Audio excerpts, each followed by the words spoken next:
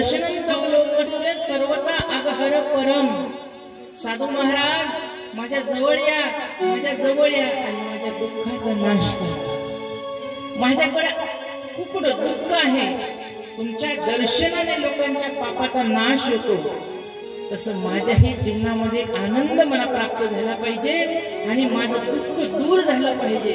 म्हणून संताजीला नवमीच्या जवळ गेलो आणि तिला विचारलं, पहिलं मला तू कोण हे सांग, तू कोण आहेस हे पहिले मला सांग, नंतर मी तुझं कारण दुःखाचं विचारन। तिनं परिचय विचारला, तिने मला परिचय दिला। अहम भक्ती रीती ख्याता इमे मे तनो मतो ज्ञान वैराग्य नामानो काल योगेन जर्जरा। महाराज मी माझं परिचय देते, माझं नाव भक्ती देवी आहे आणि माझ्या मांडीवर जाऊन पडलेले म्हातारे पुरुष आहेत ना, हे दोन दुसरे कोणी नाहीत, हे माझे मुलं आहेत, भक्तीचे मुलं। ज्ञान आणि वैराग्य हे दोन माझे पुत्र आहेत। म्हणजे म्हातारे का झाले तर काल योगेन जर्जरा। ज्या वस्तूला किंमत राहत नाही किंवा गिराहिक राहत नाही, त्या वस्तूची किंमत कमी होत असते। आणि आता कलियुग प्रारंभ झालेला आहे आणि कलियुगामध्ये ज्ञान वैराग्याला कोणी गिराहिक राहिले नाही, म्हणून यायला यांची कोणाला किंमत नाही। म्हणून महाराज माझे मुलं सुषुप्ती अवस्थेत पडलेले आहे, यांना जागृतीमध्ये आणायचं आहे, त्याच्यासाठी तुम्ही काहीतरी करा, माझं एवढं दुःख दूर करा। कोणी सांगितलं? भक्ती देवी। हा कलियुग लागलेला आहे आणि कलियुगामध्ये माझ्या मुलाला गिराहिक राहिले नाही, कोणी भक्तीचे मागा लागलेला आहे, पण ज्ञान म्हणलं की नको, वैराग्य म्हटलं की नको, कुणालाही ज्ञान वैराग्य नको। कलियुगाला ते दोष देऊ लागले। नारद ऋषी म्हणले, थांब थांब थांब थांब, कलियुगाला दोष देऊ नको, कलियुगासारखं युग नाही, कलियुगासारखं युग नाही। कारण की कलियुगामध्ये ज्या भगवंताला प्राप्त करायचंय आपल्याला, त्रेतायुगामध्ये सत्ययुगामध्ये हजारो वर्ष तपस्या करावी लागायची, त्रेतायुगामध्ये हजारो यज्ञ करावा लागायचे, द्वापारयुगाच्या शेवटला असंख्य तपस्या केल्याच्या नंतर तो भगवान परमात्मा प्राप्त होत होता। तोच भगवान परमात्मा या कलियुगामध्ये कसा प्राप्त होतो तर भगवंताचं भजन केले। कलियुगामध्ये करारे कीर्तन, कलियुगामध्ये करारे कीर्तन, करारे कीर्तन, कलियुगामध्ये करारे कीर्तन, कलियुगामध्ये करारे कीर्तन, कलियुगामध्ये करारे कीर्तन, कलियुगामध्ये करारे कीर्तन, कलियुगामध्ये करारे कीर्तन।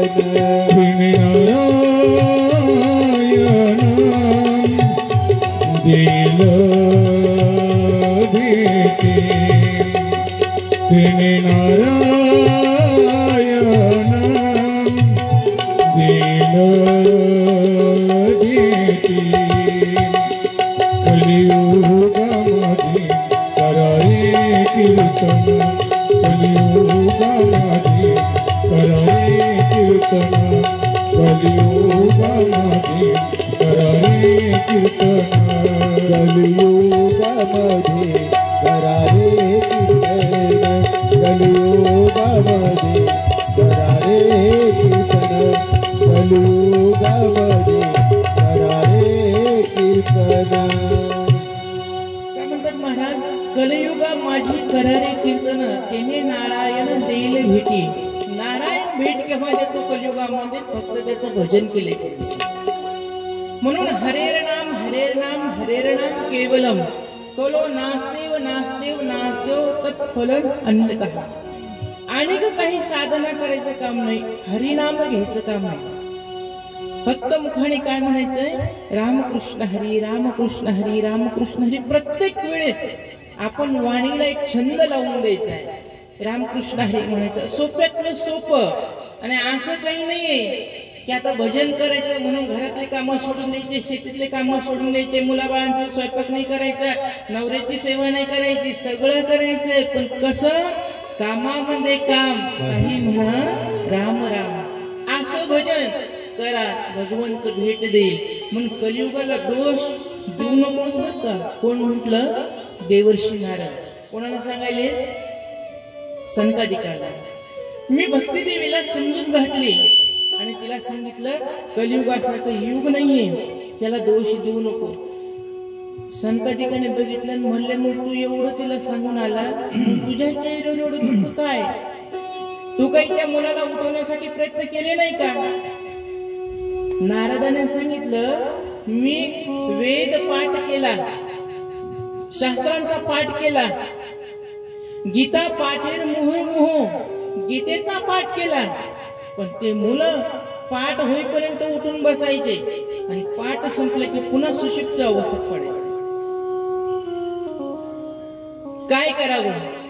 माझ्या कानावर आकाशवाणीचा आवाज आला, नारदा, या मुलांना तुला जर का जागृत करायचं असेल तर तुला काय करावं लागल? सत्कर्म करावं लागल. आणि ते सत्कर्म काय आहे हे विचारत विचारत मी लोकांना निघालो आणि तुमच्यापर्यंत येऊन पोहोचलो. बरं झालं भावंडांनो, तुमची भेट झाली. मला एवढं सांगा, सत्कर्म कशाला म्हणतात? कर्म, अकर्म, विकर्म आणि सत्कर्म. मग सत्कर्म कशाला म्हणतात? मला एवढं सांगा. संतांनी काय म्हटलं माहिती का? वेदो उपनिषदा सारा, जाता भागवती कथा. वेदो उपनिषदा सारा, जाता भागवती कथा.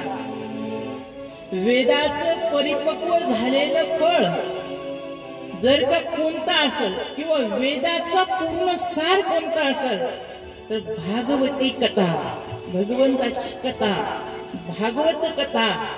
सुखमुखाद सुखदेवाने गायलेली ती कथा. सत्कर्म सूचको न्यूनम ज्ञानयज्ञश्च स्मृतो बुधे श्रीमद भागवता लाभः सतो गीतच सुखादवी. शुकदेवाने गायलेल्या त्या भागवत कथेला सत्कर्म म्हणतात का? तर भागवताच्या आश्रयाने धर्म राहतो. जिथं भागवत आहे तिथं धर्माचं वास्तव्य राहतं. म्हणून भागवत करणं म्हणजे सत्कर्म करणं आहे. आणि हे सत्कर्म जोपर्यंत तू करत नाही तोपर्यंत ज्ञान आणि वैराग्य जागृत होत नाही. आता नारद ऋषी म्हणले सत्कर्म करणं म्हणते तुम्ही, पण भागवत करणं एवढं सोपं नाही. भागवत करणं एवढं सोपं नाहीये. त्याच्यासाठी 500-500 रुपये, 1000-1000 रुपये दरवर्षी गोळा करावे लागतात. त्याच्यानंतर मंडप लावावा लागतो, त्याच्यानंतर माईक सिस्टीम बोलावं लागते, त्याच्यानंतर गुणवान मंडळी बोलावं लागते, त्याच्यानंतर महाराज बोलावं लागते, आणि नंतर मग श्रोत्याला बसण्याची व्यवस्था, त्यांच्या खाण्यापिण्याची व्यवस्था, 7व्या दिवशी मोठा भंडारा करायचा. आणि हे सगळं करण्यासाठी काय पाहिजे? जेवण म्हणू काय पाहिजे? धन पाहिजे ना.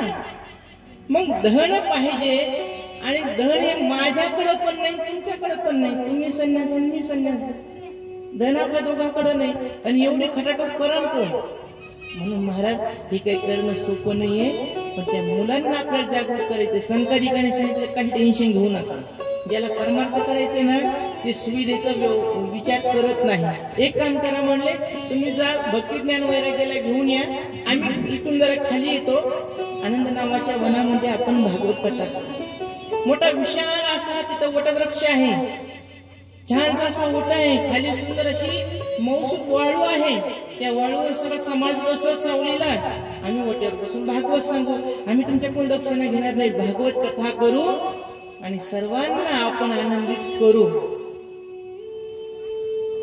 देवर्षी नारद निघाले वृंदावनाकडे बद्रीनाथ.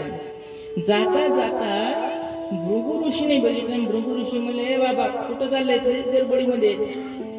नारदाने सांगितलं सुखापुरीमध्ये भागवत कथा होणारी दत्त मंदिरापाशी, तर मी भक्ती ज्ञान वैराग्याला घ्यायला चाललो आणि त्या तिघाला घेऊन येणार आहे, त्यांच्यासाठी कथा होणार आहे. भृगु ऋषीनं हे ऐकलंय ना भृगु ऋषी हातातलं काम सोडून दिलं आणि सुखापुरीमध्ये प्रत्येक घराघरात जाऊन सांगितलं, चला दत्त जयंतीला सप्ताह सुरू झालेला आहे, भागवत सुरू झालं, चला भागवत ऐकायला, चला भागवत ऐकायला, चला भागवत ऐकायला. लोकांनी काम सोडून दिले, सगळेजण भागवताला येऊन बसू लागले. सनकादिक आलेले आहेत, व्यासपीठावर बसलेले आहेत. जंगलातले परिसरातले सगळे ऋषीमुनी लोक आले. 4 भागवतामध्ये सांगितलं 4 वेद, 6 शास्त्र, 17 पुराण मूर्तिमंत रूप घेऊन भागवत ऐकायला समोर बसलेले आहेत. आणि ज्यांनी घराघरात जाऊन सांगितलं का चला भागवत ऐकायला, त्यालाच बसायला जागा राहिली नव्हती, त्यालाच कोणी जागा दिली नाही.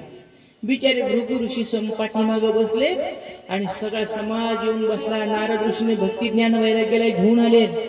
भक्ती ज्ञान वैराग्याला 3 आसन टाकलेले बसलेले आहे. समोर देवर्षी नारद बसले आणि सगळे वैष्णव समाजाला बघितल्याच्या नंतर संतादिकाला आनंद झाला. वैष्णव कोणाला म्हणतात? पांढरे कपडे घातल्यावर वैष्णव होतो का?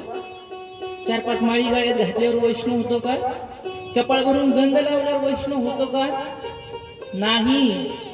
वैष्णव कोणाला म्हणावं? नामदेव महाराजांनी सांगितलं, वैष्णव मनोजन